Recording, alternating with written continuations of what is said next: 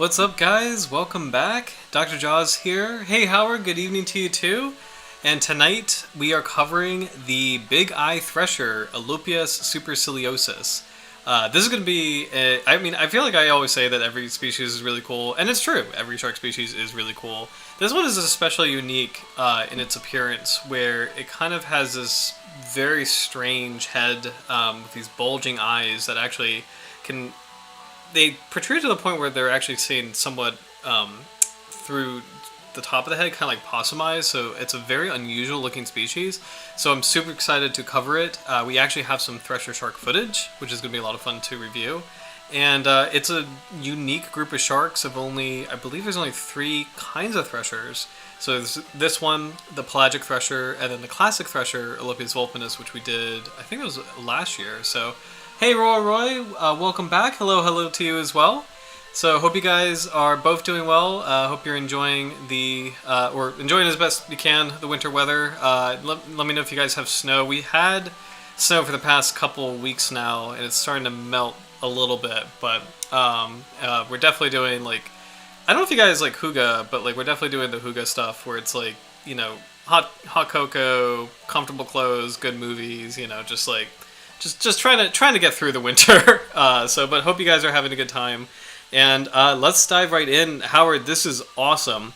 So if I'm not mistaken, you submitted 2 pieces of art. So I have one of them in the background I'll get to in a second. Well, we'll start with the Thresher Shark one first. This is so great, and I really appreciate how you captured the head shape for the Bigeye Thresher, where you really got that cool feature where you see how the shark has a hump, kind of like a hump shaped back a little bit, but that the actual head kind of has this I'm trying to find the right way to say it. It's kind of like a solid, kind of like more of a conical appearance here, and then you have this distinct ridge that that kind of separates the head from the hump. So it looks super cool, and I appreciate the emphasis on the large eyes of this species. Great detail on the teeth too. Those are actually extremely close to what the Bigeye Thresher's teeth look like. And then of course the long tail, which is flowing in a very natural position. I actually really love how in this piece of art there's a flow, a nice curve from the head to the tail, which is much like how Thresher Sharks move. And Thresher Sharks are really cool in general, where they have kind of that very smooth, almost snake-like movement, and then the tail, they can actually arch their bodies upward so that the tail can lash out like a whip. So it's really cool. And as far as sharks go, threshers have a lot of unique features. The size and shape of their pectoral fins, I feel like that helps with stabilization because they're very strange looking. They're almost bilateral in terms of if you split the fin down the middle, it almost seems like it's rounded and equally rounded on either side.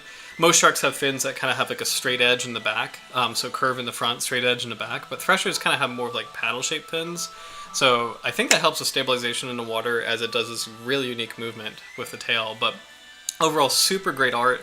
Love the big fin reef squid featured here as well, so which is a nice prey item of the Bigeye Thresher. So overall, well done. This is super cool, Howard, so thank you. And then before we dive into some footage, is this yours, Howard? Did you make this?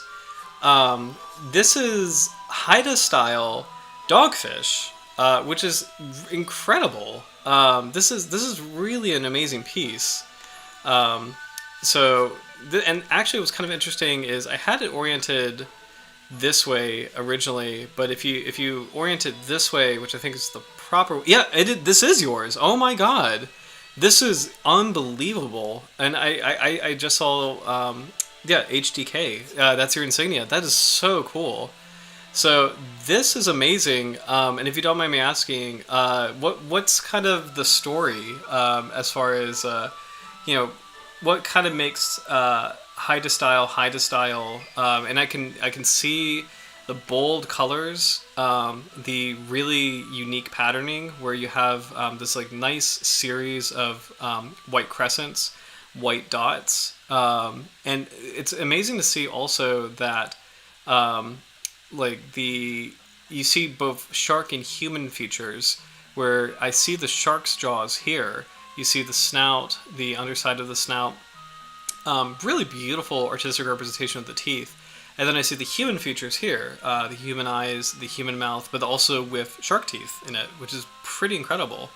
If I'm not mistaken, this is more of a Pacific Northwest style. But I am not as familiar with hideout art in general, so this is super, super cool. So Pacific Northwest of North America, I should clarify. So I see a human hand here.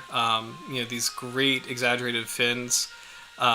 This is such a beautiful piece, and culminating in the tail and your insignia. So that's just super, super cool. So Howard, this is amazing. It's one of my favorite pieces you have ever made. So thank you so much for sharing with us and with the community, because it's unbelievable. So 1999, Star Wars Episode 1: The Phantom Menace came out. I might have said this before. That is, I'm a strange person, but that is my favorite Star Wars movie. No joke. I think it's nostalgia. So, Roy, that's like a year before I was born. Awesome. 1998, great. Wait, no, 2000. You're saying 2000? Yeah, 2000. Never mind. 2000 is still a good year. So, it is specifically Haida. It is the Shark Woman. That is so cool. What is the legend of? Is there like a legend and a story with the Shark Woman? Because that's actually. Let me see if I can Google that really quick.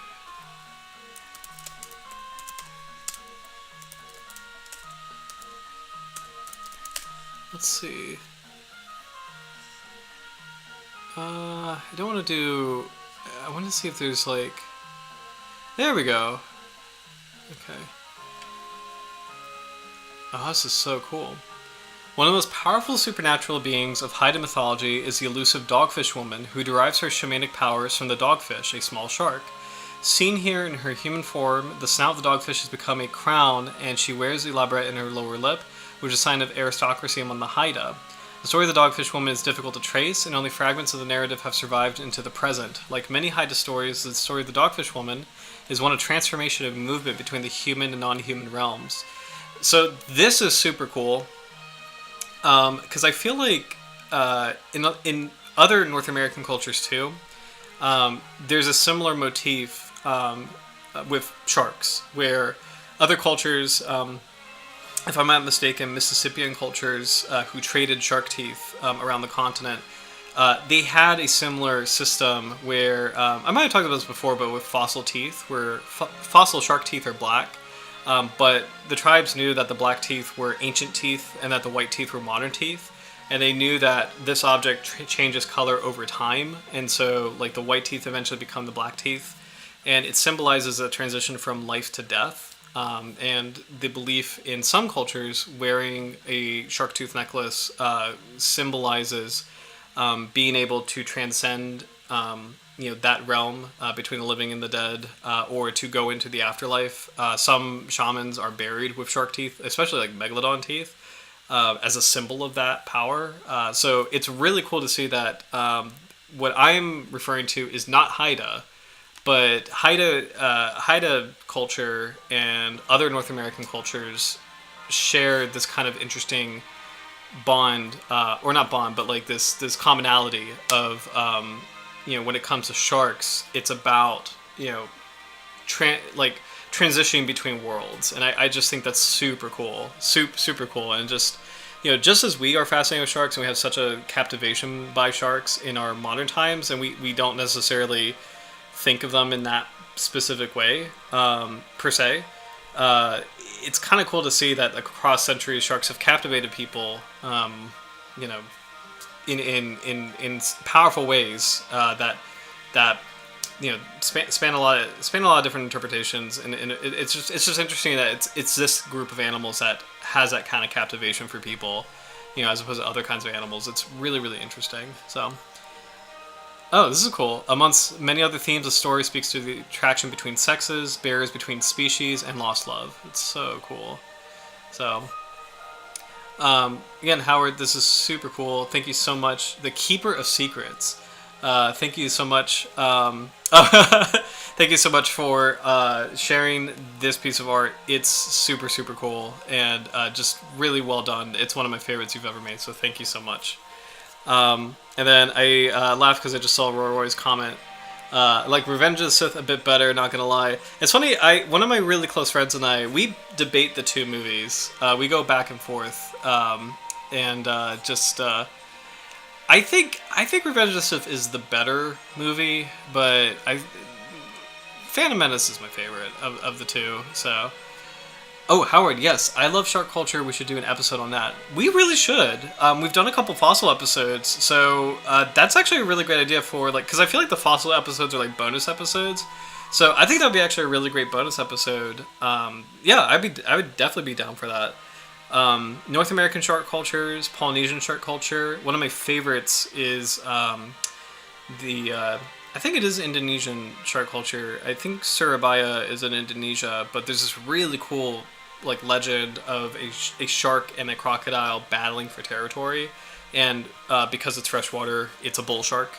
They don't name it, they don't say it's a bull shark verbatim, but because the legend is about a shark that enters freshwater, and is fighting with a crocodile, it's about a bull shark and a crocodile, and there's this city, Surabaya, real city in the world, has all these statues of bull sharks and crocodiles fighting, and it refers to that legend, and it's just it's super cool. So yeah, I'd definitely be down for a shark culture episode.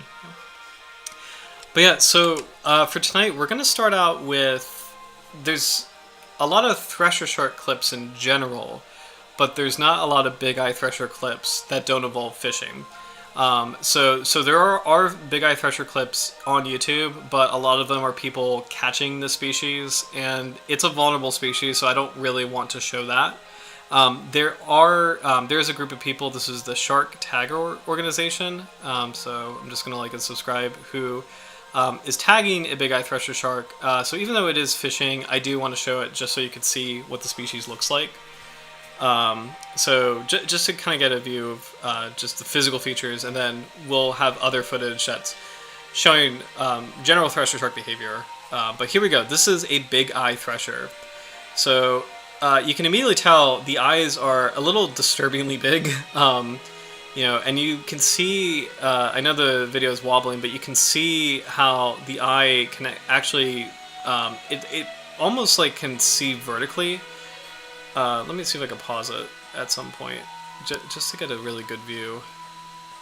It kind of reminds me of, I think it's the barrel eye, is a deep sea fish that can see through its head, but there we go. Oh, shoot. Let's see if I can. Let me try this one more time. Okay, you can kind of see it here. So here in this region of the eye, this is it's a classic shark where the eye is seen laterally. It sees horizontally, but you can kind of see here that the eye almost bulges through the top of the head. So it can almost see vertically as well. It's a very strange range of vision. If you looked at a Bigeye Thresher top down, you would still clearly see the eyeball. Which is very unusual for other shark species. Other sharks, if you looked at top down, the eyes are flush with the head, so the eyes are just seeing outward. Maybe some protrusion, but nothing as drastic as the Bigeye Thresher. So it's a very unique look, and a little creepy looking. To be honest, in my early in the channel, I did the top 10 creepiest sharks or something, and this was one of them just because the eyes are so strange looking. But I think after covering the pocket shark, I think anything goes. So this is a standard tagging practice. I know we talked about tagging practices lately, but this is inserted at the base of the dorsal fin, which is probably one of the least invasive ways to tag a shark, because it's not interfering with fin growth or development. It's actually a tag in the muscle tissue. When I used to tag sharks, we didn't have tags that complicated, but we did insert tags in the same position. So this is actually great. This is a great shot of what I was talking about in Howard's art earlier. You see how the head just is this like one big chunk, and then there's this kind of like crease, and then there's a hump at the back of the head. That was like that feature I was talking about. It's kind of hard to describe, and I don't know why there's such a change. It might be the or the hydrodynamics of the shark, where there's this crease and this hump. So maybe that helps the shark move in the water, or maybe get a really great angle as it attacks its prey. But it's such a fascinating feature, where you've kind of got that classic conical shape of a lambda-form head, but then you have this really pronounced arch, which is it's very unique looking. So love the just like the rough gray coloration with the blotches of white, so reminiscent of its distant cousin, the great white shark. Great view of the eyes as well. So let's see if I can pause at a good moment. That's a really good view. Or that I'll rewind a little bit too. Nice view of the underside of the pectoral fins as well. You can kind of sort of see like the paddle shape of the pectoral fins. What's interesting is that this shark is on its back, so the tag tape might be inducing tonic immobility. If sharks are flipped over, they go into like a comatose state, and it makes for working them up a little bit. It makes it easier to work them up because they're not used to that. I don't know if scientists exactly know why. Oh, that's actually a great shot I was talking about. I don't know if scientists actually know why sharks go into tonic immobility if they're flipped upside down, but okay, so this is exactly what I'm talking about. See how the eye is going through the top of the head? So you can clearly see the eyeball. Like we're looking down at the shark. You can see that the pectoral fin, is like we're looking vertically straight down to the pectoral fin, straight down to the back of the shark, and we can clearly see the eyeball here. So that's really unusual as far as sharks go, and this is why the species has its name. Bigeye threshers are unmistakable with other thresher sharks because of their eyes. There's no other thresher shark that looks exactly like that. It just, those eyes bulge through the top of the head. So we'll watch the last bit of this one more time because it's actually really great footage of a very remarkable looking species. So look how big those eyes are. So all thresher sharks, I think all thresher sharks have fairly large eyes, but this one, there's nothing that compares to this one, the Bigeye Thresher. So, great underside of the body too. You can see it's a very robust looking shark, so a very active hunter. So it's definitely not like a slow swimmer. This guy moves very quickly in the water. You've got that kind of nice, like not quite torpedo shape, but still like really like strong build with large fins, very large first dorsal fin, very small second dorsal fin. You actually have a pre-caudal pit, I just noticed here. Right there. So there's a pre-caudal pit. So these features suggest a very fast swimmer, which it has to be if it's trying to chase down fish and then stun it with its tail. So let me catch up on the comments since they did full screen view. So, oh, Roy, really great comment. Does that mean they live in deep water environments? That's a good question. Let's check that really quick on FishBase. Oh, here's a good view of a Bigeye Thresher out of the water. So you can kind of see, that's actually a really good high quality photo of the eyes. Yeah, so you can see how big and bulging the eyes are right here. Again, the demarcation between the head and then like the trunk of the body. So, but let's see the depth limit.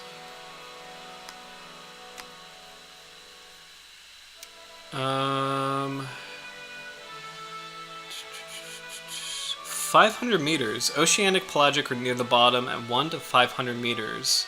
Depth range to at least 500 meters. So that is the twilight zone, but that's pretty shallow. Let's see, IUCN Red List. Okay, there we go. 955 meters. So that's getting closer to the midnight zone. So you're right, Roy. That's a really great guess. That it lives probably in deep water environment. So, oh yeah, Howard, I just saw your comment about Hawaii. Yes, for shark culture. That's a really good. Lots of great myths and legends from Hawaii. So yeah, absolutely. So, Let's see some hunting. There we go. So this is, I think this is a Alopias vulpinus. So yeah, it's not a Bigeye Thresher. It's a standard Thresher Shark. But look at that. It's great footage of how these animals hunt. Where that was lightning fast, but the shark can arch its back and use its tail like a whip, like Indiana Jones, and stun its prey, which is really, really cool. And again, those paddle-shaped pectoral fins, I wonder if that helps with stabilization. Let's actually rewind that first clip and make it very slow. I really love that YouTube does allow you to slow down the playback speed, because that was like lightning fast movement. Okay, so here we go. We got the shark setting up. His pectoral fins are angled down, or her pectoral fins are angled down. Okay. And it's like you can see, even going to quarter speed, it's still so fast. You can see that the pectoral fins kind of help break, and the shark is curving its entire body past the pectoral fins up in an arc. And the tail is just like lashing out, kind of like a scorpion. It's so cool looking. One more time. Again, I'm going to quarter speed, and it just shows you how fast this animal is. This is an incredible hunter. It would be really cool if there was a new Thresher Shark species. It would be kind of cool to name it the Scorpion Shark. Because honestly, I think that's an apt name for this kind of behavior, you know? I don't know why they call them Thresher Sharks, actually, because Scorpion Shark would be actually really cool. So, okay, yeah, let's go back to full speed. Boom. One more time, just like lightning strike. Which is exactly what you need to hunt, you know, these kind of prey items, like, you know, whether that's like menhage, mackerel, anchovies, like, or maybe not anchovies, but like, I'm assuming that this species goes after, you know, pelagic schooling fishes. So a lot of it would be kind of like your herrings, your mackerels, your, you know, just, I don't know if it goes after like smaller tuna. So it's going to be really cool to learn about the diet of this species. Oh, look at that. So,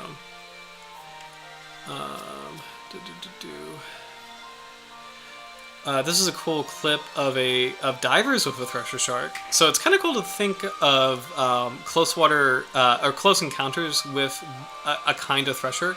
This is not a Bigeye Thresher. I can't tell. Oh, this is the pelagic thresher. This is Alopias pelagicus. So, so again, there's three kinds of threshers: the Bigeye Thresher, the pelagic thresher, and the classic thresher.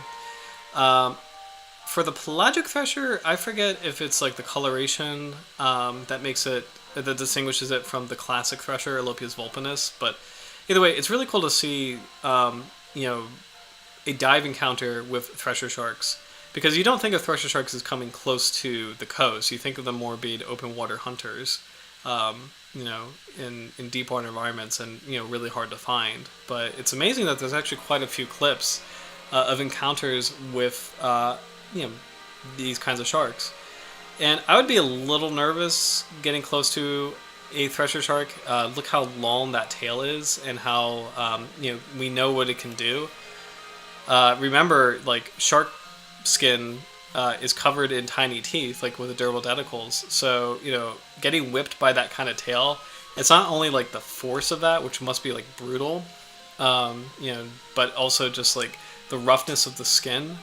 Would be really, really devastating. So I would definitely keep my distance with Thresher Sharks.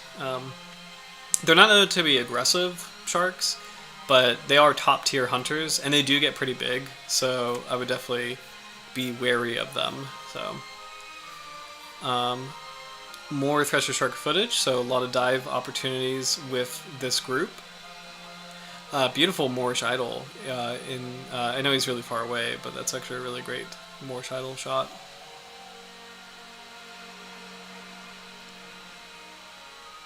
Great shot of, again, like the long paddle-shaped pectoral fins, the beautiful sinusoidal tail.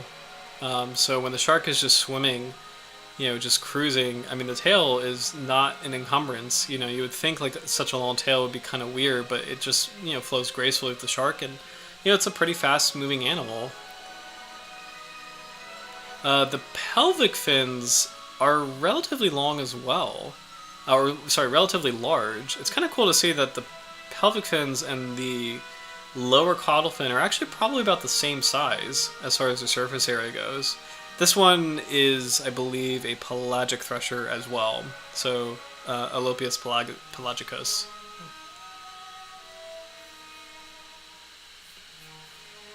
Ooh, Howard, this is so cool. They were giant threshers in the Miocene. Oops.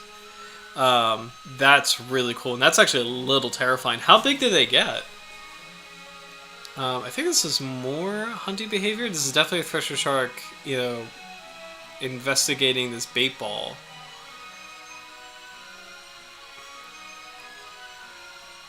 You know, this is, as far as shark hunt, like shark or predatory sharks go, these are some of the coolest.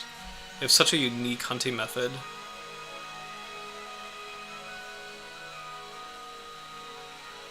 From this angle, it almost reminds you somebody of like a blue shark a little bit, just with the large pectoral fins. Oh, here he goes. All right, this individual's definitely interested, and definitely getting excited, definitely set it up for a kill. Just those exaggerated movements, the quickness of the movements. This one is probably herding or trying to herd fish into a position it wants to.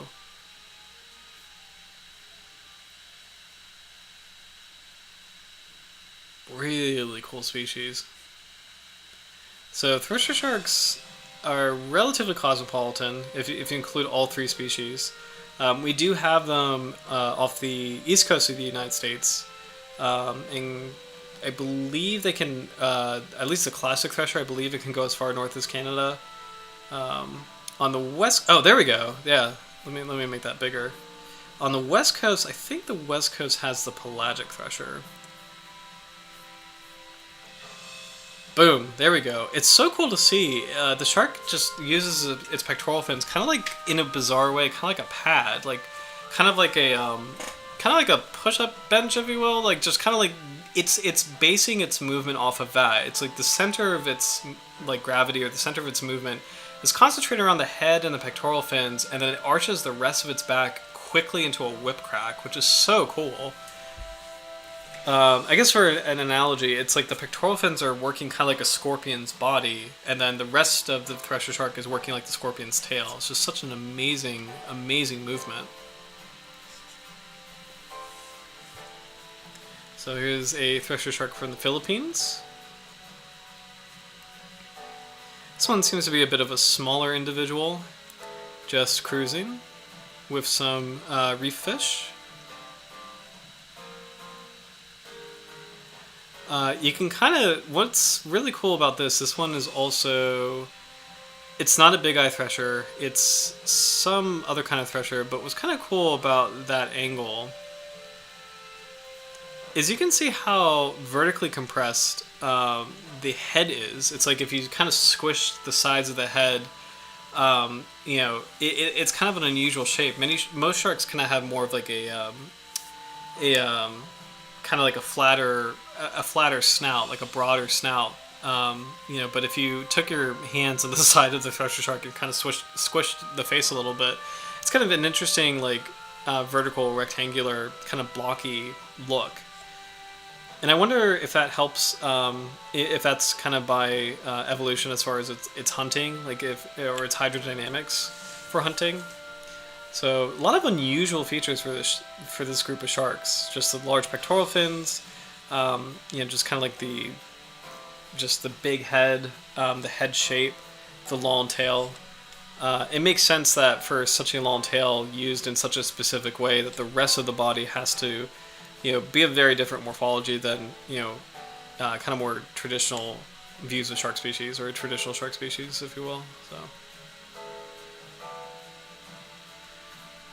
we got two more clips, and then we'll kind of get into more broad overview of the Bigeye Thresher, and then some actual research. So again, more diving opportunities with Thresher Sharks. That's actually a really good shot of a Thresher coming up close. This one I think is also a pelagic Thresher.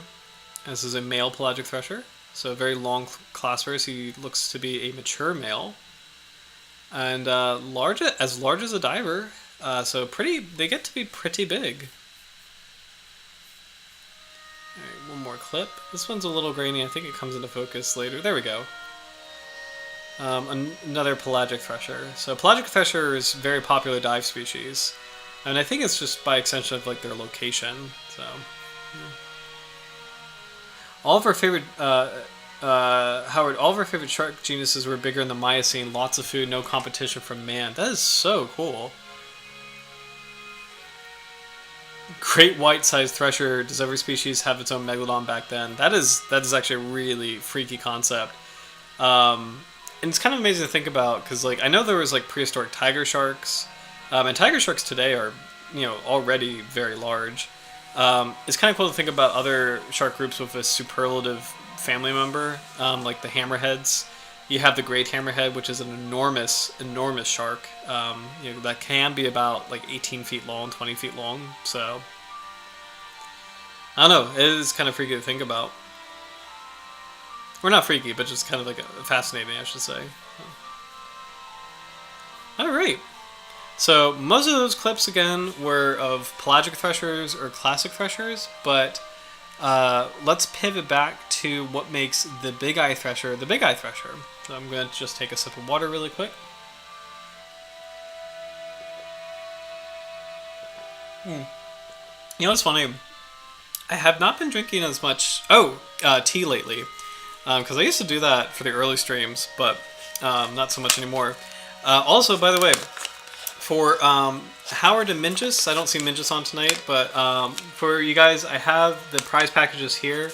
They're being mailed out this week. Congratulations again. I'm so sorry for the delay. I had a lot of stuff happening over the weekend, so I meant to send it out earlier than now. So I apologize for the delay for the 2025 Fossil Art Contest, but they're right here. They are being sent out this week, so I will send you the tracking information soon. So those are coming your way soon, and congratulations again. So, yeah. So Bigeye Thresher, Alopias superciliosus. Bigeye Thresher has a long tail of most thresher sharks. Nearly half of its body length is the upper caudal lobe, or top half of the tail. But this one gets its name from the large eyes adapted for seeing in low light. So Roy, you're absolutely right that this is a shark that does spend a lot of time, probably at depth, or hunting at night to maximize light. It practices diel vertical migration, meaning it spends the day this is cool, the day in deep water, and comes to the surface at night to eat small fish and squid, which it stuns with its long tail. There are no reported unprovoked attacks by the shark, so it's considered no harm to humans. So. Also, this is so cool! I forgot that we had Bigeye Threshers in Virginia. I know we had the classic one, Alopias vulpinus, but this is so cool. Photo courtesy of Virginia Institute of Marine Science. So this is where I used to do shark tagging. But never a species this big. This is a pretty rare shark in our waters, actually, but there's a Bigeye Thresher. So it's really cool to see Vims, get a shout out and have a photo. So that's really, really cool. So, Howard, great comment. Tiger sharks stayed big. That's so cool. Tiger sharks, because there's not many sharks that are... Actually, I wonder if we can we name all of the sharks that get to be about 20-ish feet long, let's say 15 and 20 feet long. I wonder if we can name them all, because we've got the whale shark, the basket shark, the great white, which are the classics. You've got six-gill sharks, specifically the blunt-nosed six-gill shark. You've got the Greenland sleeper shark, the tiger shark, the great hammerhead. Anybody else that I'm missing? The megamouth. Probably some other sleeper sharks. I don't know if the Pacific sleeper gets that big. The frog shark, maybe. I forget how big the frog shark gets. And then I think there might be another kind of deep sea shark, like a 6-gill or 7-gill, and those get enormous. But it's kind of interesting to think about. The size of most sharks is actually really small, or rather like modest. I should say modest. Compared to other animals, sharks are enormous. And when you're comparing to ants, mice, little fishes. Like sharks are enormous in the animal kingdom. Like they're unusually large as a group, as a single group of animals in the animal kingdom. Like as a single major group of animals, they're unusually large. But as far as like within sharks themselves, most of them get to be about 3 to 5 feet, probably, maybe, if even. I mean, when you think about all the cat sharks, maybe 3 feet, to be honest. So there's not really a lot. There's only a handful. It's kind of interesting to think about the ones that are in the 15 to 20 foot range. That's not many, really, species-wise. So let me check the comments to make sure I didn't miss any. No comments on other large shark species. Yeah, I can't... Did I get them all? The goblin shark is kind of like... I feel like it's overestimated. Its size is overestimated, so I don't think that counts. And I can't think of any other kinds of like dogfish shark or carpet shark. So yeah, there's not really that many. It feels like that get to that size. Yeah, as far as classic sharks, the dusky shark gets to be about 14 feet, if even. So yeah. But Bigeye Thresher, let's see how big this one gets. In length, it's probably pretty long. And we'll go back to everything else. I just want to get size on the species. 11 to 13 feet, with a maximum reported size of 16 feet, so it technically counts. So, okay. Common names referring to the shark include Bigeye Thresher. These are all variants of Bigeye Thresher. The long-tailed shark, which is kind of a dumb name, but oh well. The Thresher Shark and the whiptail. Whiptail's a really cool name. Ooh, Alopias megalomatos in Greek. That's a really cool name. Coleto in Spanish. Jar Jar.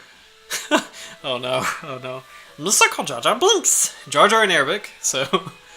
I promise this is not going to be about Star Wars Episode 1. Zero de Mar in Spanish. What else? Pesce Volpe. Oh, actually, wait a minute. Pesce Volpe Occhio Grosso in Italian.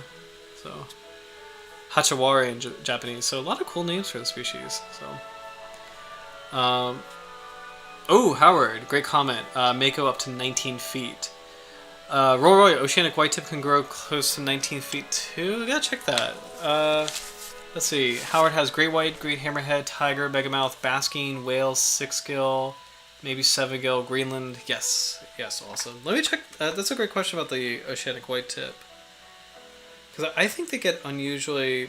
So they're about 400 centimeters. So that's about 13 feet.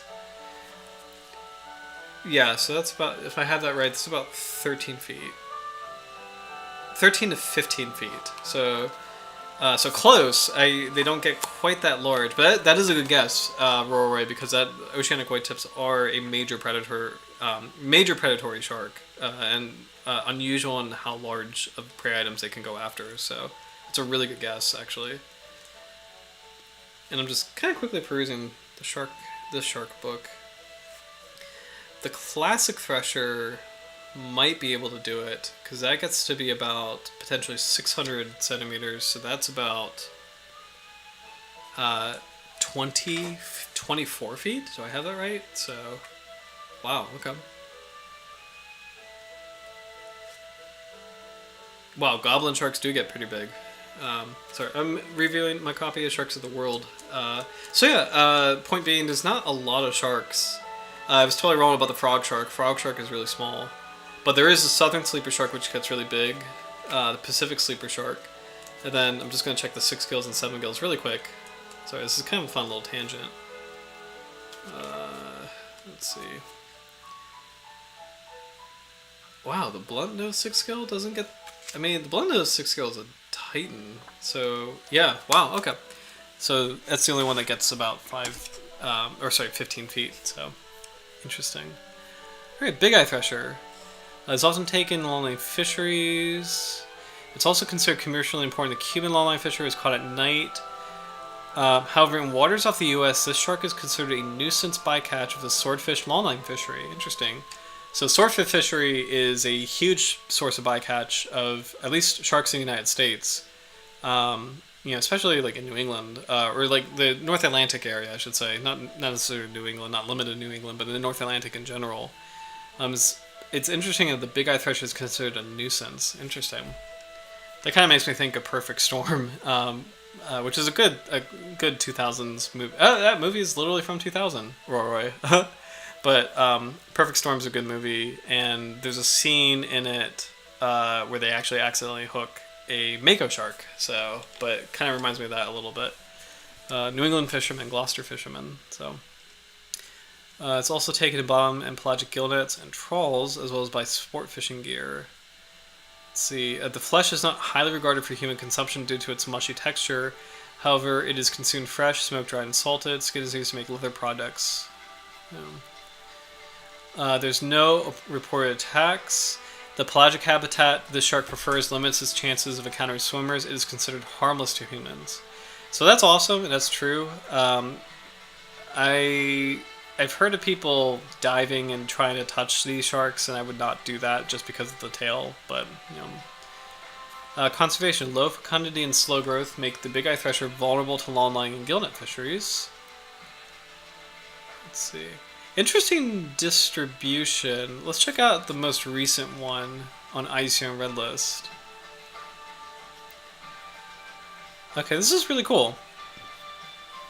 So the orange for the big-eye thresher is where the species definitely lives, and then the purple is theoretical distribution, which makes sense because it's a shark that can enter or that occupies pelagic environments like open ocean environments. So it makes sense that it probably is in the open water here, but we just don't have verified records of it. And then we do have confirmed sightings all around the world, really. The big-eye thresher is found in warm, temperate, and tropical oceanic and coastal waters from the surface to depths of 500 feet. Found nearly worldwide, is a preference for surface temperatures of 61 to 77 degrees Fahrenheit, or 16 to 25 degrees Celsius. Big-eye threshers occasionally enter shallow waters near land, but generally are found in the open sea. Interesting. Distinguishing characteristics. The eyes are large and directed upward. That's a great way to say what I was trying to say. Head has deep grooves along the top, so that's a better way of what I was trying to say earlier. Caudal fin is sickle-shaped with an extremely long upper lobe, about half the total body length. The first dorsal fin originates well behind the inferior tips of the pectoral fins. That's actually interesting. I want to see what the other threshers look like. Alopias vulpinus. I am actually kind of curious about... this is the classic Thresher Shark, Alopias vulpinus. I'm curious... Oh, look at that. That's actually interesting. When you compare the two species, this is actually a great way to tell them apart. The big-eye thresher has that dorsal fin far back on the body, but the classic Thresher Shark has a dorsal fin right behind the inferior tip of the pectoral fin. So that's actually an easy way to tell them apart, along with the eyes. Like, again, there's no mistaking a big-eye thresher. There's just no mistaking that. The one that's a bit of a kicker, let's check out the pelagic thresher.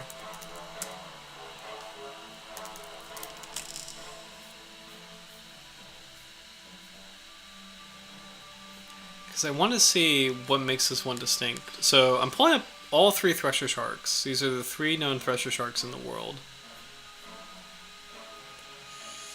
This is interesting. Okay, so the pelagic thresher also has its dorsal fin right behind the inferior tip of the pectoral fin. So the pelagic thresher and the classic thresher are very similar looking. It looks like the classic thresher has maybe more exaggerated features as far as the fins go. A little bit more angular features, like very sharp looking pelvic fin, whereas the pelagic thresher is a little bit squared off. But again, neither of them have the giant eye that characterizes the big-eye thresher. So,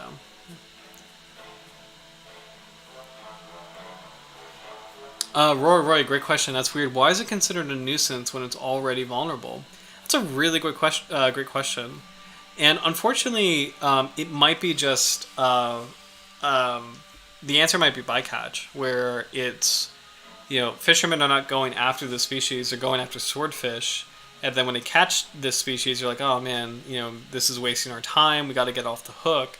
And the shark might be suffering and actually might, perish on the line. I don't really know thresher sharks. I don't really know their sensitivity to being hooked. We've talked about multiple times how hammerhead sharks are extremely sensitive. They need to keep swimming in order to breathe, and if they're on the hook for over I forget, it's 1 to 3 hours, they expire.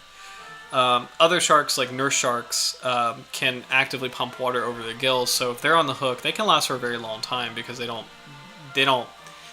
can breathe very easily even though they're restricted in movement. Thresher sharks, I'm gonna guess I'm very confidently that this is a ram ventilator, meaning that this is a kind of shark that has to keep breathing, has to keep swimming in order to breathe. And on that note, if it is hooked as bycatch, it may be more sensitive to that impact and may expire and have more sensitivity, may expire more quickly and have more sensitivity than other kinds of shark species, which is why it might be vulnerable.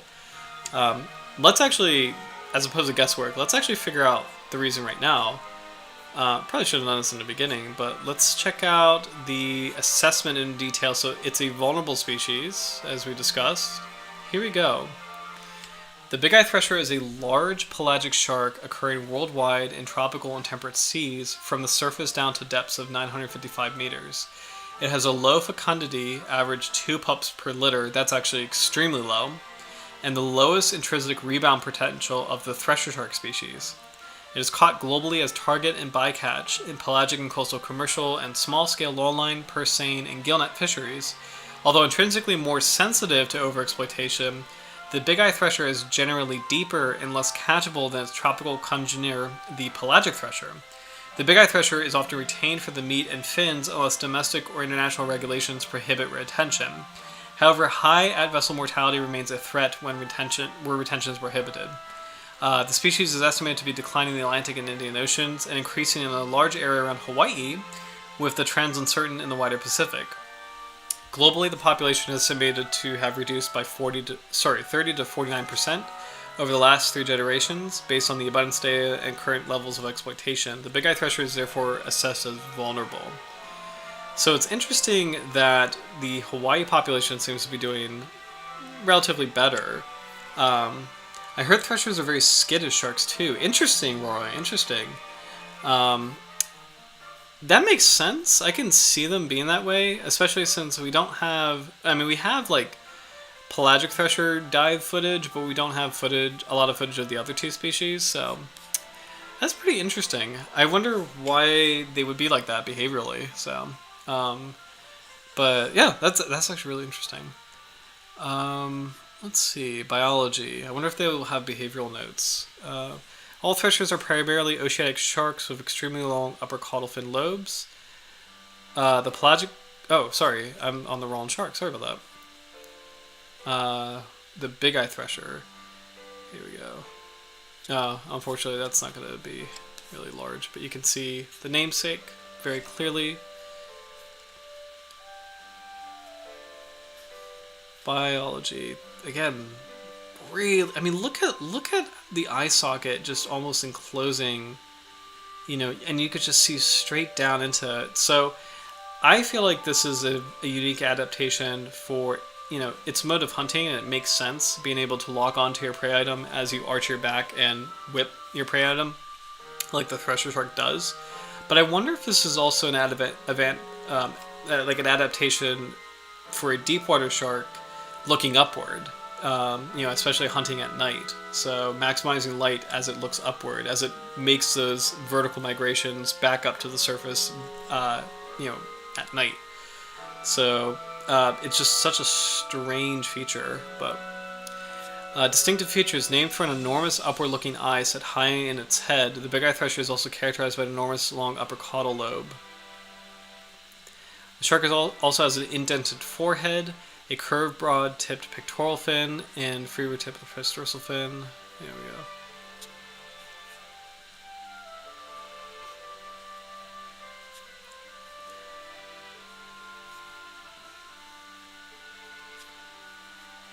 That's interesting. The Thresher Shark, so this is the classic one, has white coloration extending from his abdomen to above the pectoral fins. Oh, okay. Oh, okay, so that's how you can tell all three of them apart. That's actually really cool. So, let's go back to the guide. The Bigeye Thresher has huge eyes. The classic Thresher has a white patch over its pectoral fins. And then the Pelagic Thresher has neither of those. So let's double check these species that we saw, or sorry, these individuals that we saw in the video. So this is a Pelagic Thresher. I think all of them are probably Pelagic Threshers. This one is Pelagic Thresher. The thumbnails, or sorry, the video title is telling me that, but I just want to see. Yep, that's a Pelagic Thresher. These are probably all the same species. I feel like the classic Thresher has kind of a rougher look too. Kind of looks more like a poor beagle or a white shark a little bit, just in its coloration. This is a Pelagic Thresher. This is an ad that we don't need, even though I like those panda bears. Those are really yummy, actually. Let's see.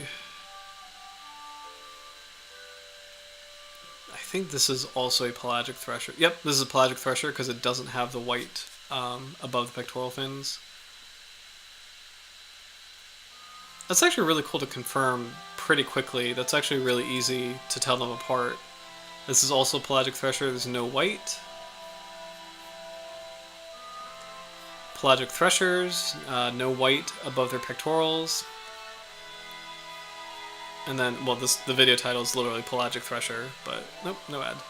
So yeah, that's actually really cool. So the rest of the clips that we saw are Pelagic Threshers. The first one that we had is a true Bigeye Thresher.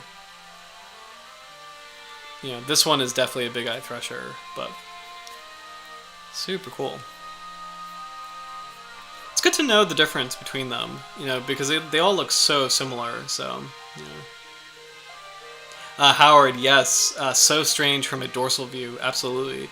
I think you're bang on about the upper-facing eye socket. Yep. The common Thresher looks more like a lambda form than the others. Yes, Roy, love that, love these comments, guys. It's so cool. Cause yeah, it's so, like, for the Pelagic Thresher, the eye socket just looks so strange, and then for the Thresher Shark, it does have that, like, lambda forms I feel like in general have this kind of like rough, tough, like, just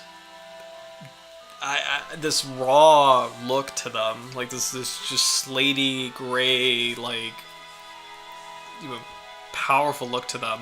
Because I feel like the Carchariniforms have more of a sleeker kind of vibe to them, and the Lambdaforms are just more of like the brutal, like, you know, I don't know how to describe it. I shouldn't say brutal, but just like, you know, they have more of like a rough look to them, like a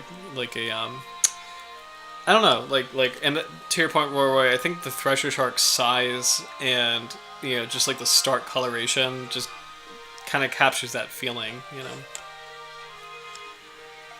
Let's see. As with other lambdaform sharks, the Bigeye Thresher possesses an elevated body temperature in relation to its external environment due to a special blood circulatory system referred to as rete mirabili, or rete mirabilis, which enable it to live in cold environments. Super cool.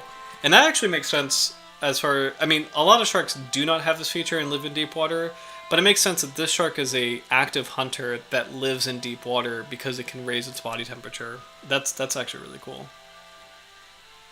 Let's see. Bigeye Thresher has a dorsal surface with purplish gray to brownish gray color of metallic hues. Really cool looking dentition, just these beautiful, almost kind of like shuriken-like sharp, you know, triangular teeth. It's kind of cool to see that the actual crown is almost the same size of each root a little bit. So in a weird way, I mean, it does look like a shuriken, like a 3-point shuriken, where it's like the root and the crown are all almost equal in size in some cases. Pretty interesting. Bigeye Threshers have large and small dermal denticles, with the smaller denticles interspersed amongst the larger ones. Interesting. So figure A, I didn't know that. Figure A is a smaller denticle. Figure B is also smaller denticle. C is a pair of large dermal denticles. Interesting. The smaller tentacles, which make up the greater percentage, are very widely spaced, shaped like a lance head, tapering to a point at the apex, and are spinous rather than scale-like. This is probably, they're not saying it, but this is probably related to how the shark maximizes, like, or I should say minimizes drag.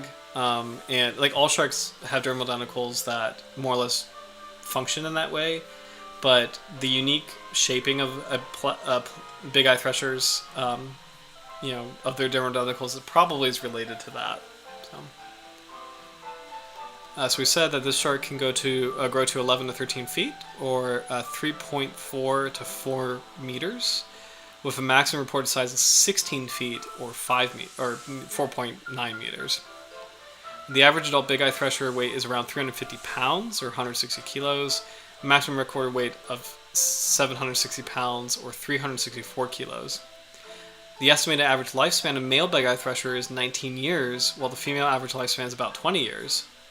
Males mature at a length of approximately 9-ish feet, or 280 centimeters, and age around 9 to 10 years. Females mature at a length of about 11 feet, or 340 centimeters, and at an age of 12 to 14 years. So, pretty interesting. Roroi lamniforms always look like tough guys, except for the poor beagle. Yeah, I think the poor beagle looks tough-ish. Let's see. I know the poor beagle is kind of cute, but let's double check on the poor beagle.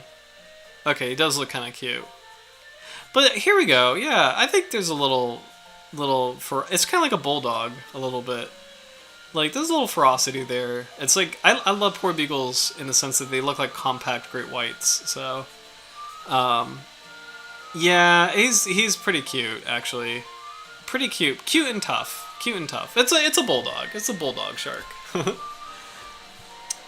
The Bigeye Thresher generally feeds on benthic and pelagic fishes such as tuna, lancet fishes, hake, and herring, as well as young billfish like swordfish. This is interesting. So that makes sense that this is being caught alongside swordfish as bycatch because it hunts swordfish. They also feed on squid and various crustaceans. The long caudal fin is used to stun prey prior to capture. This is another photo from Vim's, kind of wild looking, but these are Bigeye Thresher embryos, so real baby sharks. Really, really big eyes. It's kind of amazing, I was talking to somebody about this, where sharks are some of the rare group of animals that they're all born, whether they're born live or hatching from an egg. They're one of the few groups of animals that is ready to go. Like, they do not need parenting. They do not have any parental investment whatsoever. They're ready to hunt the minute they're born, which is kind of amazing when you think about it, because you compare it to other animals like birds, like baby birds, fledgling birds who are adorable, just have to be in their nest for a very long time before they can fly. Mammals have to nurse for a very long time. Even crocodiles, there is some parental or parenting as far as crocodiles are concerned, where mothers will look after their young, carry their young in their mouth sometimes. Sharks, they're born ready to go, and it's kind of amazing. Like, no matter how big or small, they're already fully fledged hunters, which is pretty incredible. So. Reproduction. There appears to be no defined breeding season, since pregnant females have been caught with embryos at various developmental stages year-round. The Bigeye Thresher is an ovoviviparous species. The eggs develop within the uterus, and rather than a placental connection with the mother, the embryos are nourished by yolk stored in the yolk sacs and ovulated eggs. Oophagy. So this is something that I feel like at this point all lamniforms that we've talked about, and probably all lamniforms do, where embryos will either eat unfertilized eggs or eat siblings, in the case of sand tiger sharks. So the mother will give birth to 2 to 4 young per litter, with each pup measuring, that's actually pretty large. Wow, actually around 4 feet, or 1.3 to 1.4 meters in length. Larger fish and marine mammals are potential predators of the Bigeye Thresher. This is interesting. The name Alopias is from the Greek alopex, meaning fox. This species name superciliosus is derived from the Latin word super, meaning above, over and above, cilios meaning eyebrow. So name refers to the eyes. I don't understand why. I don't understand why Thresher Sharks are also known as fox sharks. I don't really know where they got that name from. So small but fierce. It's awesome. Oh my goodness. Let's see. Howard, shark pups are so vulnerable to predation. Yes, that is true. They are very vulnerable. But it's really cool that they're also like hunters. It's like they're both very vulnerable prey items, or potential prey items. But it's kind of cool that they're born with the ability to hunt. Whereas a lot of animals, when they're born, they can't function. They need their parents. Which is so interesting when you compare sharks with other kinds of animals. So, and it's just different. It's not better or worse per se. I just think it's really fascinating. So, here's a great view of a big-eye thresher. So this is the species that we are talking about, and a really great view of the bulging eye and how huge it is. So, a really great view of that. So we're going to hop around to some of our classics, and then we'll go into some science with the species. So fish base. I won't read the whole thing, but we'll just kind of hop around and see if there's anything new. Okay, here we go. Okay. So Alopias. So the scientific name is Alopias superciliosus. Like Florida Museum of Natural History was saying, it's Greek for fox, referring to the ancient vernacular fox shark. But here's the meaning behind it. It's from its supposed cunning. Ancients believed that when it took a bait, it swallowed the hook until it got to the cord, which it bit off and so escaped. Interesting. I kind of like it because you do have to be, I was talking to somebody else about this too, actually. You do have to be predatory animals have to. I shouldn't say they have like larger brains, but the calculations that a predator has to do, like a carnivore has to do in order to acquire its prey item is very different from what an herbivore has to do. Like herbivores can be very passive; their prey items are just like right there and easy to take, whereas carnivores have to be much more active, chasing prey, calculating the trajectories of prey items. So I kind of like that thresher sharks being, the unique hunters that they are, with the whip-like tail. It's like a whole other level of hunting, and in that sense, I think the Greek name Alopias, referring to cunning, or fox's cunning, is appropriate for thresher sharks. I think that makes sense to me now. So, just reaffirming the species name superciliosus. Super again means over and above. Ciliosus, haughty or having a raised eyebrow, referring to the enormous upward-looking eyes set high on the head and or marked groove over the eyes. Gotcha.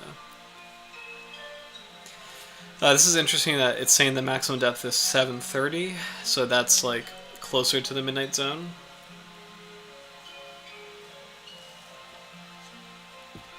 Let's see. Kind of love this note. A large thresher, very large eyes, and indented forehead.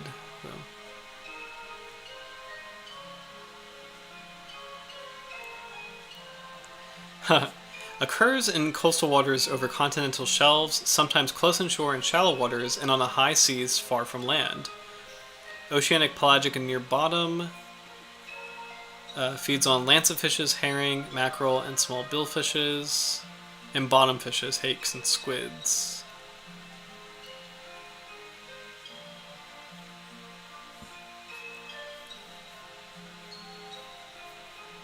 Okay, so we'll move on. Not many additional notes from fish base. So that eye, predators are smarter. Yes, Howard. I'm gonna start that comment actually. I remember now. So my fiance's brother came over and we all watched Jurassic Park, and we were talking about like the classic 1993 one. And we were all talking about like the T-Rexes versus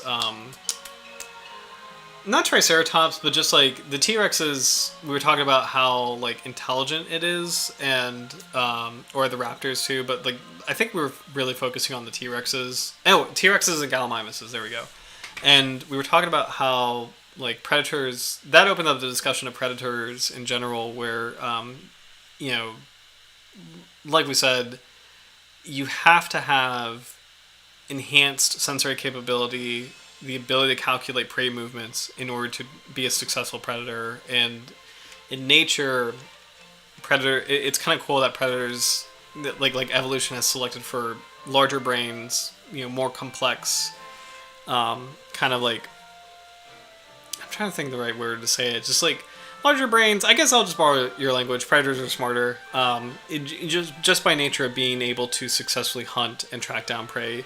Whereas herbivores, like, basking sharks, good example. Like, basking sharks eat plankton, but all you have to do is swim with your mouth open. And, basking sharks are seen to be the sharks with proportionally the smallest brains because they don't really need to do all those calculations in order to get a very passive prey item. Whereas a great white shark or a thresher shark has to do a lot of calculations to successfully hunt. So it's really cool. It's just really interesting to see the different modes. So this is sharkreferences.com, so we'll check out if there's any new information. This is a really cool snapshot from an FAO guide. So here we go. Let's see if there's any additional notes. Interorbital space nearly flat. Head with deep grooves extending along each side of the head from behind eyes to gill openings. Okay.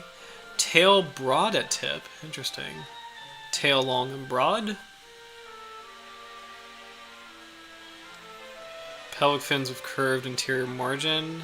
No labial furrows. Okay, so pretty nice illustration of the species. Let's see if there's any new names. Not a lot of new English names. Whiptail. I don't think it's exactly new. A Ziltador. That's a cool Spanish name. Okay.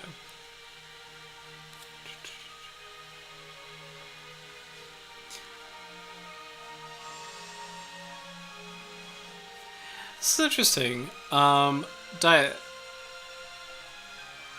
Pelagic waters between U.S.-Mexico border and Cape Mendocino, California. The 10 taxotelos found in the diet, fish of the family Barracudinas represent the most important prey item, followed by Pacific hake, saury, mackerel, and northern anchovy. Barracudina. I'm very curious what kind of fish that is, actually. Because I forget if that's an actual... Is this a kind of... What is a Barracudina? Paralepididae. Because that's not the same as a barracuda. Right? Yeah, family is Spiranidae.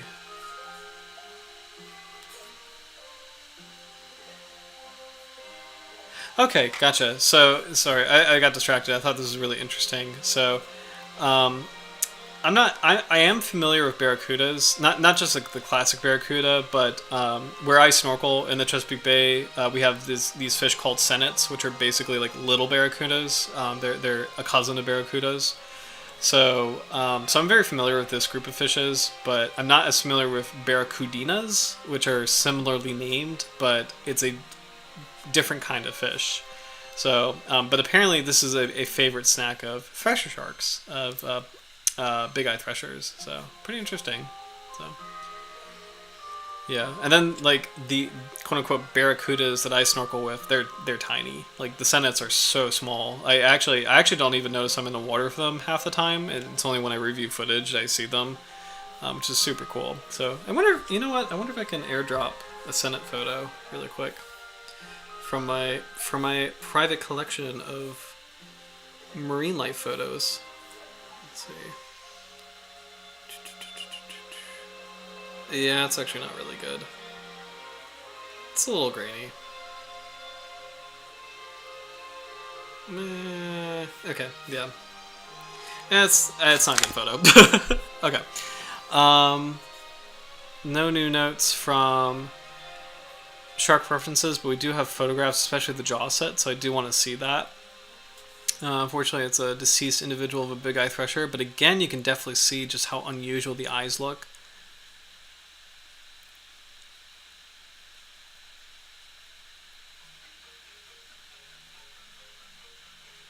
Okay. So here are the teeth, which have such a unique look to them. And it's kind of cool to see the interior teeth. These are more reminiscent of Mako's, actually, but as you get more posterior into the jaw, they have that really sharp, nasty-looking curve. Really awesome teeth. It's interesting to see they seem to be pretty widely spaced apart. A lot of shark teeth, the roots are just right next to each other in the mouth, but for the Bigeye Thresher, it looks like there's a lot of gap spacing. Like, it's kind of cool. I wonder why that would be. Beautiful jaw set here.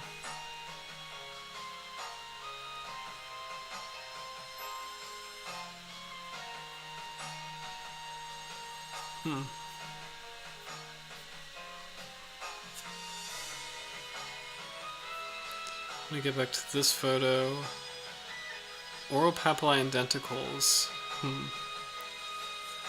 So very, very intense view of the dermal denticles, so you can see the ridges here. Another view of the shark. Unfortunately deceased male. And then great view of actually just like the unusual shape of the eyes just bulging through the top of the head. Again, much like an opossum, like a North American possum. So it's just very, very interesting looking shark. Let's see. Oh, great shot of a Bigeye Thresher Shark. This is a new website called Edge. Or not new, but new to us, you know. So that's actually a really beautiful photograph of this species. Huge. You can definitely see how big the pectoral fins are. And the pelvic fins, too. This is a male. You can see the claspers back there. It's kind of cool to see how swept back the dorsal fin is and how huge the first dorsal is relative to how tiny the second dorsal is. This is a good cheat. We've talked about this before, but this is a good cheat for how fast a shark is. If the first and second dorsal are the same size, it's typically a slow shark. If the first dorsal is significantly larger than the second dorsal, this is a fast shark. So this is an extremely fast species, kind of based on that rough logic. So, yeah.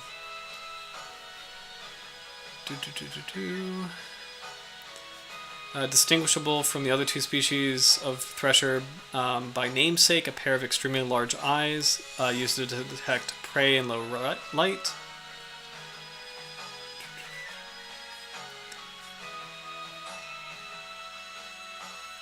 Oh, this is really cool, guys. Listen to this. Bigeye threshers also have the rare ability to increase their body temperatures above that of the surrounding seawater.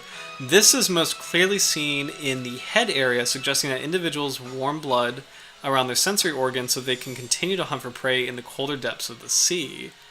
That is super cool. So, oh, Howard, sorry, I just saw that comment. They lack the teeth. Lack serrations. Let's double check that really quick. That's a great observation, actually. Let's see. I think you're right. Yeah, this is a really zoomed in view, and there's a chip, but no serrations. These are very smooth bladed teeth. Very interesting. Good eye. Good catch on that. Let's see. And I wonder if that makes sense as far as because I feel like serrations. And correct me if I'm wrong, but I feel like serrations are more for just dismembering large prey items, typically, like those kind of saw-like serrations. And then if they're smoother teeth, they're kind of more for slippery prey items like fish. Because I think of serrated teeth, those are definitely like great white sharks, bull sharks, oceanic white tips. The snaggletooth shark, though, has really strong serrations, and it does not go after extremely large prey. So I don't know. So tiger shark has really strong serrations, though. So I don't know. But let's see. I think it's really cool that the shark intentionally is not only warming its body, but it's concentrating that around its head, suggesting that they're kind of keeping their senses sharp, their wits sharp, in cold, deep water environments. It's so cool.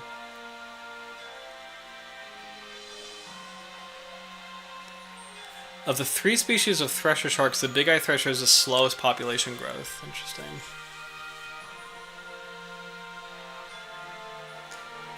Their major threat are gill nets and long lines set by illegal, unregulated, and unreported fisheries on the high seas. They are extremely low fecundity. Just 2 pups born per litter leads to a low annual population increase rate, making them susceptible to significant population declines. There's currently little active conservation work on this species. Enforcement of IUU fisheries on the high seas is recommended by experts to protect the rapidly decreasing population. Shark finning bans are increasing in number and should begin preventing big-eye threshers being caught for the Asian shark fin market. The Bigeye Thresher shark is also known as the false thresher, whip-tailed thresher, and long-tailed shark. Interesting.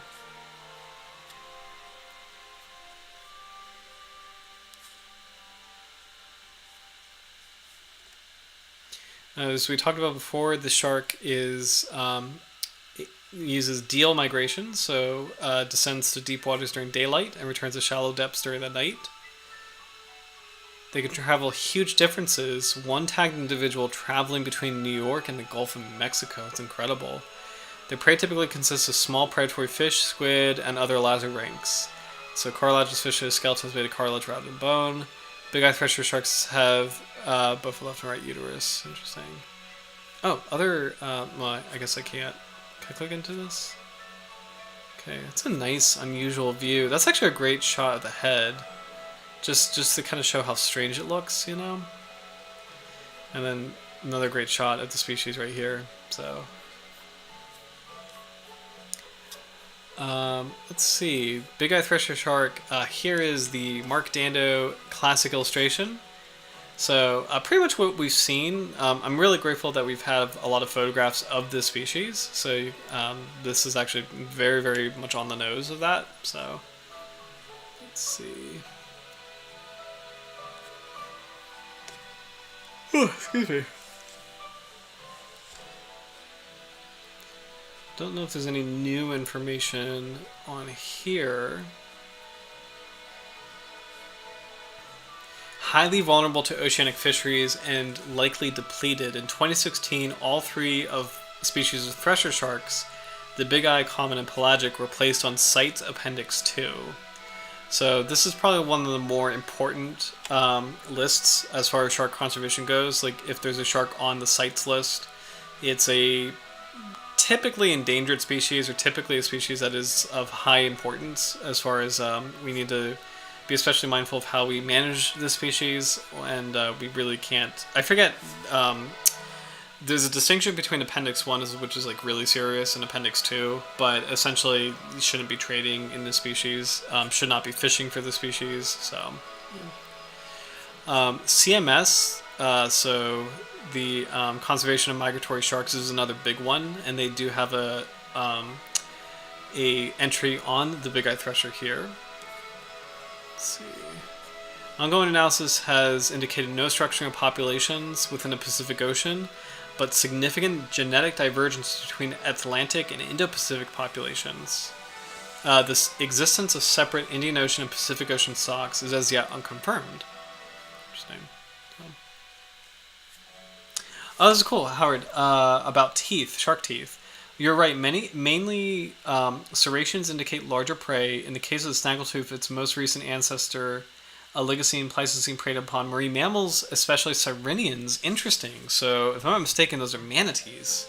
I'm not make sure I got that right. Sirenians are manatees, right? Sea cows, so manatees, yeah. So, just want to make absolutely sure manatees are in this group. Yep, they are. So I've had the great and unusual fortune of seeing this species, the West Indian manatee, in the wild when I used to live in Florida. Just kind of fun marine life fact. These are beautiful animals that are gentle and very sweet. They can also book it like underwater. They're actually pretty fast moving. They do the classic manatee thing like cruising and everything. But if they want to move, they can move. I went snorkeling one day in Florida, and I, I popped up from the water really quickly, and I scared a manatee that I did not see underwater, but I saw the huge paddle-shaped tail, and they get big.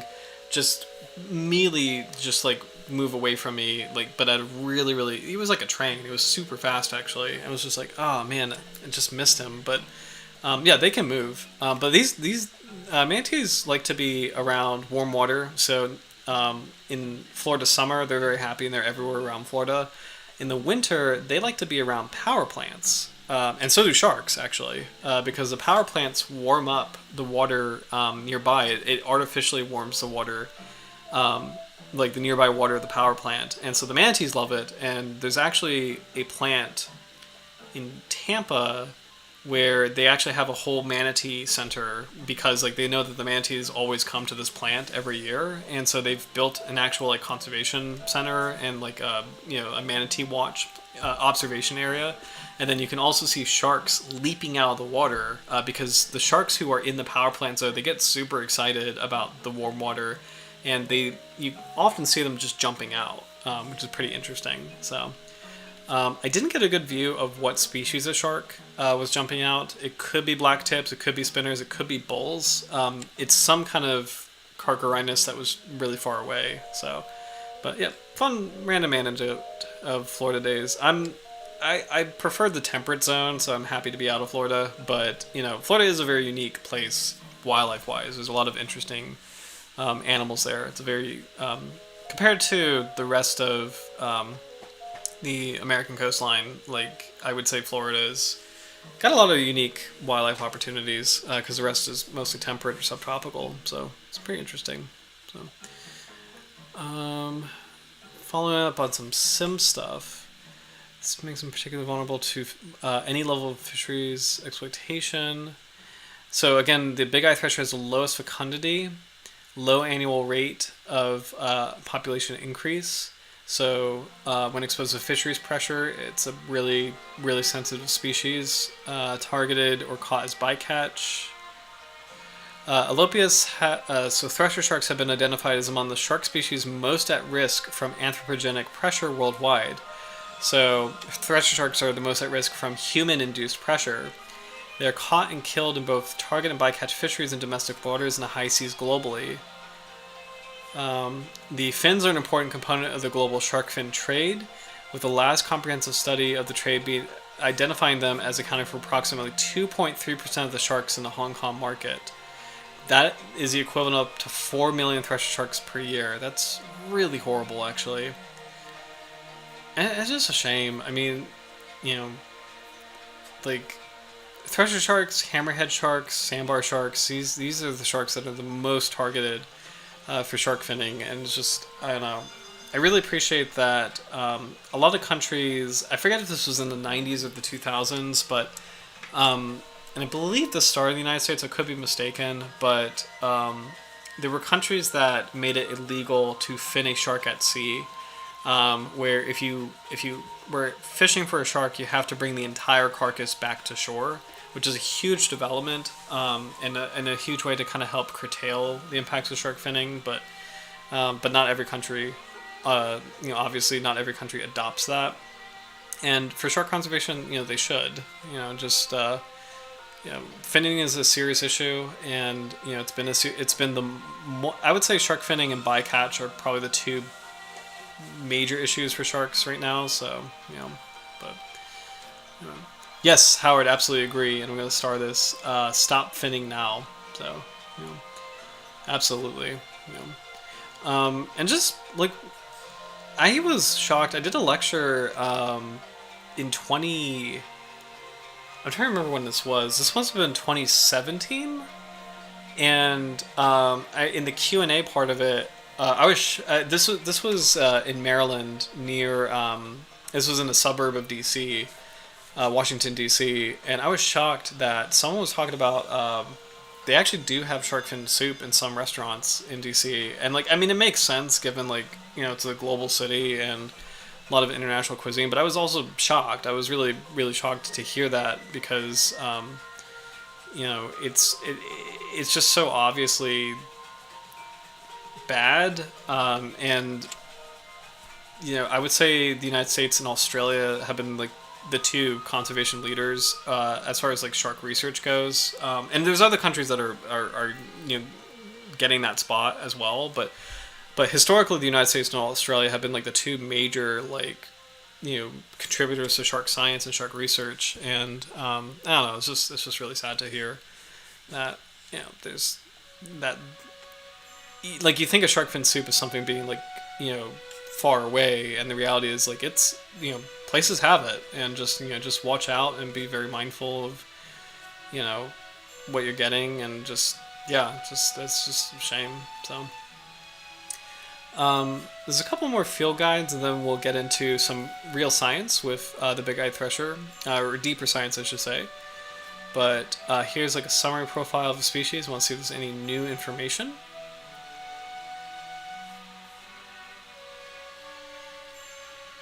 It's kind of interesting that the depth limit is 955 meters listed here, so that's again close to the midnight zone. So yeah. Oh, we're alright. Just saw your echoing of the sentiment. Stop finning now. So definitely starring that. Absolutely. Actually, let me see. Can I pin? Can I do this? I can. Yes. Although this is putting you. I didn't realize it can put. So this is kind of cool. I can project comments, but it's kind of putting you on the spot, Howard. So I'll put that back. But yeah. But it's a good statement. Stop fitting now. So. Let's see. Majority of animals are taken as bycatch by commercial pelagic fleets in offshore and high seas waters. So we've talked about the law of the sea before. Let's see. Law of the sea. Easy. I wonder if we can get a map of that. The law of the sea. What is the EEZ? An exclusive economic zone, or EEZ, is an area of the ocean generally extending 200 nautical miles beyond, or 230 miles beyond a nation's territorial sea, within which a coastal nation has jurisdiction over both living and non-living resources. The concept was adopted through 1982 United Nations Convention on the Law of the Sea. Under international law, within its defined EEZ, a coastal nation has sovereign rights for the purpose of exploring, exploiting, conserving, and managing natural resources of the seabed, subsoil, and waters above it. Jurisdiction as provided for in international law with regard to the establishment and use of artificial islands, installations and structures, marine scientific research, and the protection and preservation of the marine environment, and other rights and duties provided for the under international law. Blah, blah, blah, blah, blah. So, I bring this up because I think what they're referring to... So, from the perspective of the United States, the yellow line is the exclusive economic zone. And I think what they're referring to as far as the high seas is international waters that do not fall into the EEZ. So, countries like the United States and Canada and Australia, they can manage the fisheries in nearby areas with the EEZ. They can implement conservation practices, but sharks being highly migratory, for the most part, they can dip out of these zones and be, in these open areas. And unfortunately, they can fall victim to international fisheries or quote-unquote high seas fisheries. So if I understand it correctly, if you are outside of the exclusive economic zone of a country, it's fair game. And I might be wrong about that, but if it's not part of a specific country's jurisdiction, then it's not technically like it's technically up for grabs. So just interesting to point out. It's actually, I wish there was a map. I want to see if I can find a world map of the law of the sea. Oh, okay. Let's see if the United Nations has this. Blah, blah, blah, blah, blah, blah, blah. I remember when I first learned about this in college, and I love that my professors were like, you know, they introduced it as the law of the sea, and they repeated it like it was this. I mean, it is extremely important, but here we go. This is exactly what I was looking for. Here we go. So, all right. So this is it. So this is actually perfect. I definitely wanted a world map. So you've got like the United States here. You've got Canada here. You've got the shared boundary here. This little blue line is, I'm probably pronouncing it incorrectly, but Saint Pierre and Miquelon, which is actually France, like actual France right here. So there's Bermuda. But this is interesting. Like the light blue areas, these are exclusive economic zones that each country has to manage by itself. And then the dark blue, I believe that is what counts as the high seas, so anything goes. So international waters. So it's kind of amazing to see areas like the Caribbean are pretty much tied up. You know, Cuba, Bahamas, you know, the Lesser Antilles. You know, it's kind of incredible like how complicated it gets.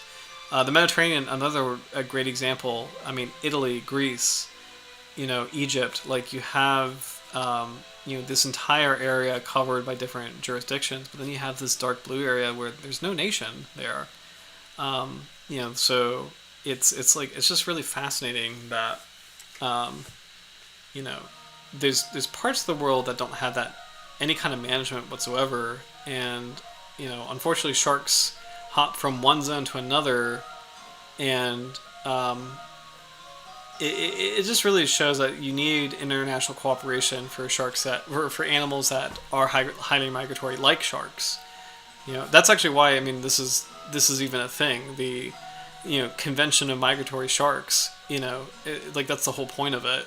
You know, is sharks is in general. I mean, it depends. The reef dwelling species not so much, but like the big ones, you know, they tend to hop from jurisdiction to another, or just like not even be part of a jurisdiction at all. So this is a really important concept to understand for conservation, and you know, I really appreciate that they have this map right here that kind of shows clearly how the law of the sea works. So it's really interesting. Going back to, where was I for the Bigeye Thresher? Oh, here we go. So yeah, taken as bycatch by commercial pelagic fleets in offshore and high seas waters. Also captured in coastal longlines, gillnets, tramelnets. Let's see. Bigeye Thresher sharks spend time near the surface at night, where they're exposed to fisheries capture, but have some refuge at depth during the day. In Namibia, the species has been recorded as bycatch in the bottom trawl fishery for hake. So, yeah. I would hope they change that. You know, yeah. So, I'm hopeful. I mean, as we continue, and it's going to be interesting. I think it's going to be very interesting to see. I don't know. I think it's going to be interesting to see how AI may be applied to shark science or shark conservation, processing huge amounts of data. You know, I know that AI is already being applied to marine sciences. I remember attending a lecture at my alma mater, William & Mary, in 2022. Was that 20 or was that 23? That was 2023. So that was 2023. Where they're using it, I might have talked about this before, but they're using AI to more accurately process huge chunks of coastal erosion data, and you know, in so doing, identify areas of higher vulnerability, and try to kind of address those more quickly and more efficiently, which is really cool. And I'm kind of curious to see if there's if there's a beneficial application. Especially when you think about something as complicated as coordinating shark conservation between different governments. I don't know. It's kind of interesting. I'm kind of, shooting in the dark a little bit about that because I don't really, as of now, I don't know any studies that are using or applying AI to shark research. I'm sure there are already, but it's going to be interesting to see in the future. It's 10:30, by the way, so if anybody has a suggestion for next week's shark, please leave it in the chat. I do have one, but I'm just going to let you guys comment first, just to make sure that we do what the people want. So, but I'll give it a couple minutes, and then I'll just toss in my suggestion if there are no suggestions for next week. We have covered a lot of species. It's amazing that it's episode 103 with the Bigeye Thresher. So, this is a great visual of the differences between a Bigeye Thresher and a classic Thresher. It's kind of cool to see this diagram right here, where you have the eyes kind of just like looking upward, whereas the classic Thresher has the eyes on the side, like most sharks. And then of course the coloration. Classic Thresher has the white patch over the pectorals. Bigeye Thresher does not. So. Alright, I pulled up a lot of research, but since we have a little bit of time left, I'm just going to pick something that sounds interesting. So we got genetic identification. We've got trace metals distribution of tissues in 10 different shark species. This might be interesting. The effect of temperature on hemoglobin oxygen, binding affinity of regionally endothermic and ectothermic sharks. Let's try this. Conservation of Thresher Shark in Southwest. I apologize if I'm not saying this correctly. Asa. This is by M. Ishan, and Herman. Let's see. Thresher sharks are oceanic sharks occupying tropical and temperate seas, recognized by their long tail.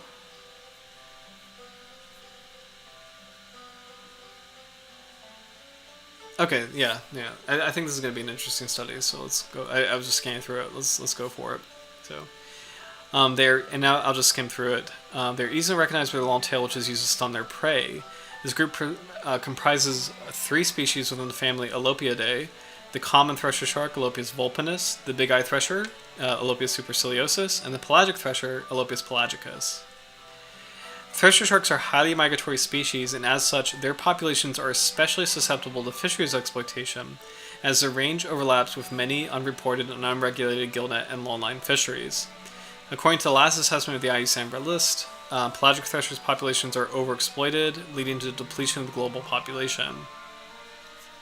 Although their fins do not fetch a high price in the international shark fin market, thresher species collectively accounted for 2.3% of identified fins in the Hong Kong market, representing between 350,000 and 3.9 million individual threshers annually. In Indonesia, although international trade of all species of thresher shark was regulated by the government in 2018, they can still be traded and utilized domestically.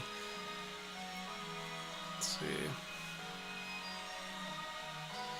In many parts of Indonesia, Elazabranch shark and ray fisheries have existed for generations and have become part of the culture, and they also support food security.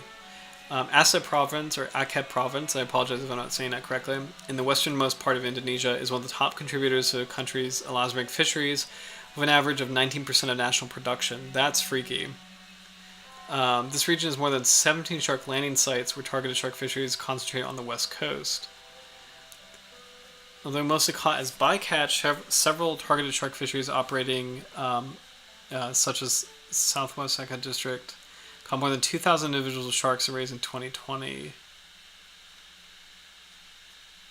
Here we discuss some proposed interventions such as temporal, spatial effort, and species protection approaches, and a feasibility towards thresher shark fisheries in Southwest Aceh. The number of fishing... This is a pretty interesting study, actually. The number of fishing efforts is highly dependent on seasonal patterns. In the high season between June and November, the weather is more suitable for fishing, whereby more fishing vessels depart about twice per month with shorter fishing days, and the catch can reach up to 70 sharks per trip. Meanwhile, in the low season from January to May, the weather is unsuitable for fishing, and only around 15 to 20 sharks are caught per trip on average. Seasonal pattern can determine the effort of the catch, which causes fishers to carefully manage the availability of resources such as fuel and ransom. Interesting.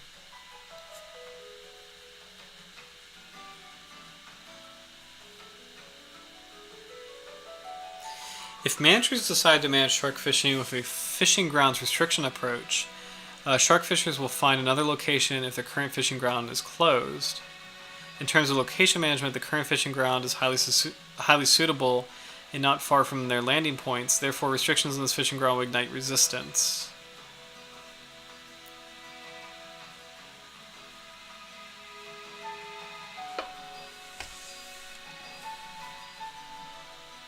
In our opinion, gear management is more acceptable if fishers can use their main fishing gear while adapting their setting to some degree to comply with the regulation. This approach most likely will not be accepted if the fishers must change to an entirely different gear since the current gear is highly specialized. For other forms of effort management, such as the number of trips or boats, the responses are similar in that this will reduce shark catches and income, as most likely not supported. The measure is too extreme. This is really cool. This is a really great interplay of conservation approaches and how the impact and their feasibility. It's a pretty cool study, actually. Okay. Howard says, I'm open as far as a new shark species. Snaggletooth reside there. I think we did do Hemipristis. Let's see. Let me double check what I have really quick, because I have the Carchareniforms playlist.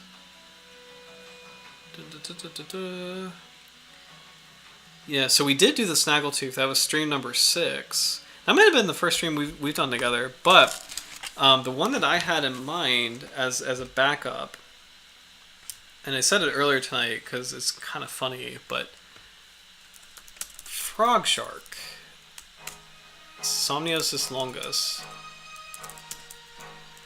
and I don't think we did. Oh, Snaggletooths reside in Aghat. Oh, cool. I didn't know that, actually. I don't think we've done the frog shark. I'm going to check the squaliforms really quick, too, just to make sure that's 100% good to go. But I think based on the name and because it's a sleeper shark, which is, sleeper sharks are really cool, I think it might be interesting to talk about it. We have not done it. Okay. So yeah, that is my suggestion for next week is the frog shark, Somniosus longus. I think that might be kind of a fun one to do. It's such an unusual name. You have all these like epic animal names like tiger shark or leopard shark. Zebra shark I guess is not an epic name, but you have all these like names, and then you got frog shark. So I think it might be kind of fun. So it's a cousin to the Pacific and Greenland sleepers. So let me know what you guys think of that for potentially for next week. So let's see.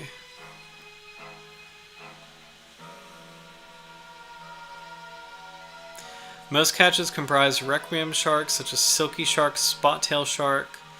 Catches of thresher sharks are less than 5% of the total lazarbanks landed in Southwest. I should probably know how this is pronounced. I wonder if I can get a quick pronunciation really quick. Hold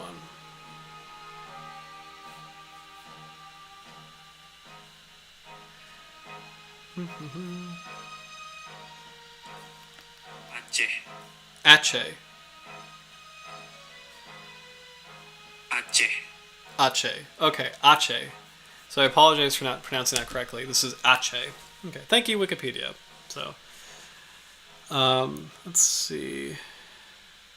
Any regulation restricting specific categories, for example, certain species, size, class, life stage, or pregnancy, is hardly applicable. Even though fishers sometimes have a conscience regarding the sustainability of marine resources, and some admitted they feel bad for catching juveniles or pregnant sharks, due to long soaking hours in targeted fisheries, most of the catches are already dead. So they believe it will be a waste of an already dead shark, which also means wasting a riziki or gift from God. Panglimia Laut, as a local leader, currently integrates a species formal protection in customary fisheries management that fishers must obey. So far, fishers generally understand and obey rules regarding customary stewardship of marine resources. One example is for the whale shark. For generations, fishers believe this animal is a gift bringer, while smaller fish will usually follow its sightings, and there's a customary rule not to harm them. Other examples are manta rays and sawfishes, which are fully protected in Indonesia. That's actually really great about sawfishes because those are super vulnerable elasmobranchs. So, however, these species are relatively rare, so fishers have no problem not utilizing them.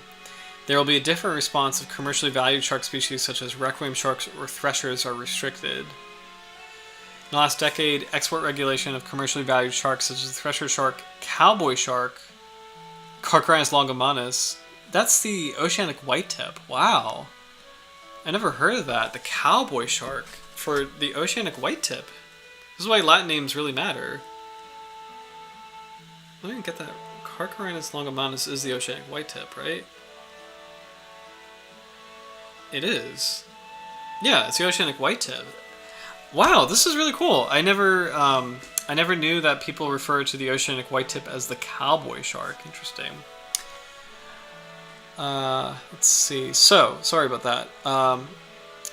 In the last decade, the export regulation of commercially valued sharks such as the Thresher Shark, cowboy shark, and hammerhead shark, I'm just going to say Thresher Shark, oceanic whitetip, and hammerhead shark, has already brought about resistance and misunderstanding from many shark fisheries communities and traders across...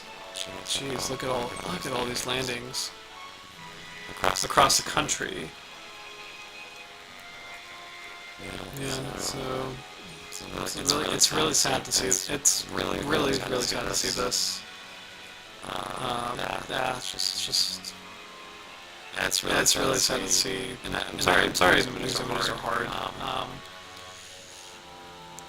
I'm curious to see. It's interesting to point it out. As far as an effective solution, it's your type of best because you can educate people you want, but shark species are hard to identify, they're hard to differentiate, let alone a size class or a particular sex of shark. It's just I kind of like that. I agree with that approach of like targeting the gear itself. I do think it's an interesting approach, and I'm curious to see what else they say in this article. So. An initiative on elasmobranch release in small-scale fisheries is currently underway in Aceh Jaya, where fisheries release surviving catch from nets in exchange for monetary compensation. This scheme, however, focuses more on gillnet fisheries, where wed fishes is regularly caught as bycatch. Although this is a promising example, this initiative must adapt to specific fisheries and target species. All management scenarios in terms of fishing location, season, effort, and species will make the catch decrease in general, and most likely will not gain support from the communities depending on the extent of regulation. A relatively higher value, more stable market of sharks than other fishery commodities have made shark fisheries a highly lucrative livelihood. This condition makes shifting to other livelihoods difficult for most actors. Based on this, fisheries managers must focus more on poverty alleviation and discover alternative livelihood options. For starters, government and relevant partners should strengthen coastal community knowledge and awareness regarding the importance of sharks and rays' sustainability in the ocean. After that, providing an incentive scheme for shark conservation is required to reduce the dependence on threatened shark species in coastal communities while developing another livelihood simultaneously. It'll also be interesting to explore the influence of local customs and spiritual beliefs on fishing behavior that, if understood and appropriately adapted, can benefit the sustainability of marine resources, especially for sharks and rays. So this was really cool and very different from a lot of research we've seen before. So again, this is the conservation of Thresher Shark, family Alopiidae, in southwest Aceh. This is from Animal Conservation, Letter from the Conservation Frontline by M. Ishan and H. Erman. And Erman. Sorry. So, what's interesting about this is I really appreciated the lens of practicality where they're saying, well, there's a couple ways we can do this. We can say, please don't target this species, but the reality is, people may not know or willfully ignore what species they should or should not be fishing for. So then more boots on the ground, or not boots on the ground, but more like practical management would be, well, let's just change the gear types.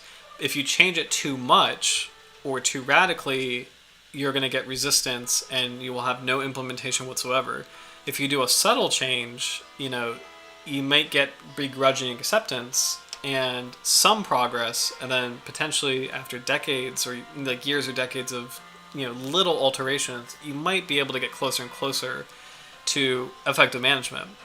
It is interesting that they talked about like while the fisheries impacts on sharks is really bad, there are other sharks like Thresher sharks. The fisheries impact is really bad, and again, that's really hard images to watch.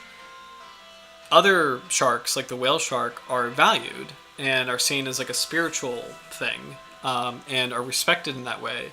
And I do think there's a lot of power in that kind of cultural approach. And it's kind of funny, like bringing it all the way full circle. We're talking about the veneration of sharks and the fact that, at the top of the stream, that so many different cultures, like, or spanning at least North America, but around the world. It is interesting that sharks have had such a captivating place in the human psyche, where they're seen as like beings that are of two worlds, or transcendental beings, which is really fascinating. And I think it is possible to instill that kind of reverence for sharks and create like a movement to value them as something that's more than just like a natural resource, or more than just like another animal, like just something where it's like, oh, you don't touch this, kind of like panda bears, where it's like we all know, the world knows, don't mess with panda bears, don't touch them, like don't hurt them, like that's just like it's like hurting a unicorn kind of thing. By the way, I'm saying that mythologically, like the legend of the unicorn and stuff, just want to say for weirdos, it's like those aren't real. But like but do you know what I mean? It's like that cultural significance of like, this is a sacred thing that must be allowed to live, so and I think it is possible to apply that kind of cultural force to sharks, and at the very least, or simultaneously, maybe do a culmination of little changes to like fisheries gear, that regulation that I mentioned earlier, where it became illegal to land a shark without its fins.